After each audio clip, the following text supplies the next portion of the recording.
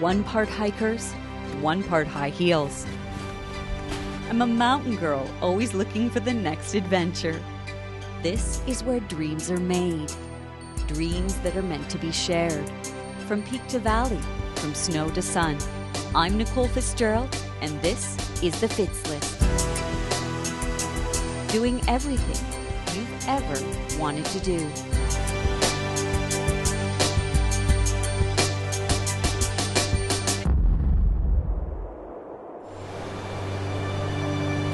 See the connection. Each depends on the other. Each element has its place. This link may not be obvious at first, but let your mind drift like a raft floating down a river. Observe, learn, and bridge the ideas that trickle around each bend. And here, life's intricately woven web will present itself, as bright as an eagle's white crown. So we can't talk about eagles without talking about the salmon that they feed on. Going to view the eagles and understanding the life cycle of the salmon and how important the two are in relationship to each other is kind of part of a wider life cycle. You can't remove one element without it having a massive impact on the others. And there is no better place to experience this interconnectedness than joining Sunwolf for an eagle viewing float down the Cheakamus River in Squamish. Thousands of eagles flock every year during the months of December and January, when mountaintops are blanketed in snow. The eagles we're seeing are all bald eagles, which you only find in North America. It's incredibly rare to see them gathering in the sort of numbers that we get here in Squamish. 2 years ago, Sunwolf co-owner Jessamy Freese lived in Whistler. The British native never knew that this unique slip of the world even existed.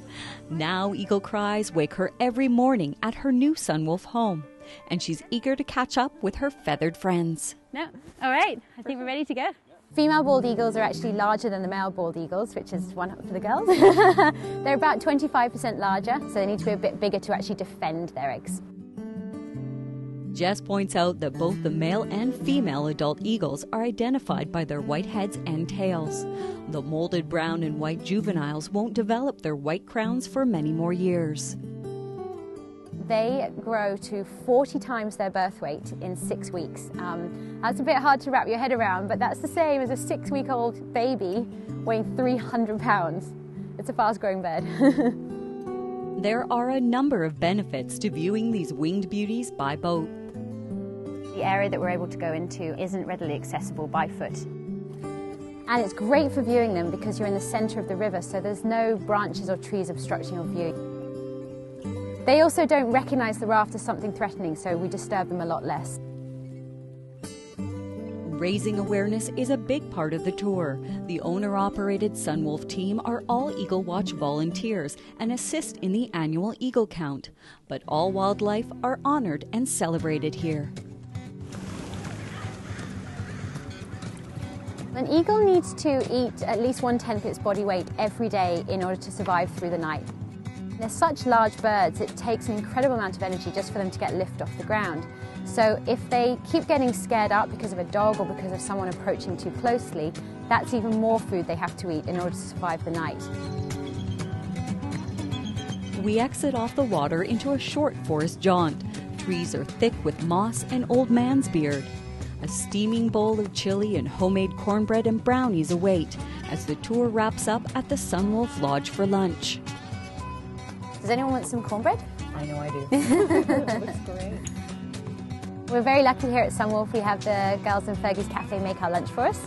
So Hilary and Pixie did a homemade chili with house-smoked paprika in it. That's why it tastes so good. I had not one but 2 bowls of chili. You, the public, can enjoy Fergie's Cafe Wednesday through Sunday here on the Sunwolf Resort. They also host 10 pet-friendly cabins, which are really popular with fishermen in the fall and winter. The steelheads start running in early March. Well, the fishing here is sensational. Literally a stone's throw from the cabins. You can just start casting and there's all sorts of salmon in the river, as well as trout and other fish. Fuel shared by both humans and their feathered neighbors. Another relationship, another link. one this tour hopes to fortify. From the Cheakamus River in Squamish, I'm Nicole Fitzgerald for Shaw TV.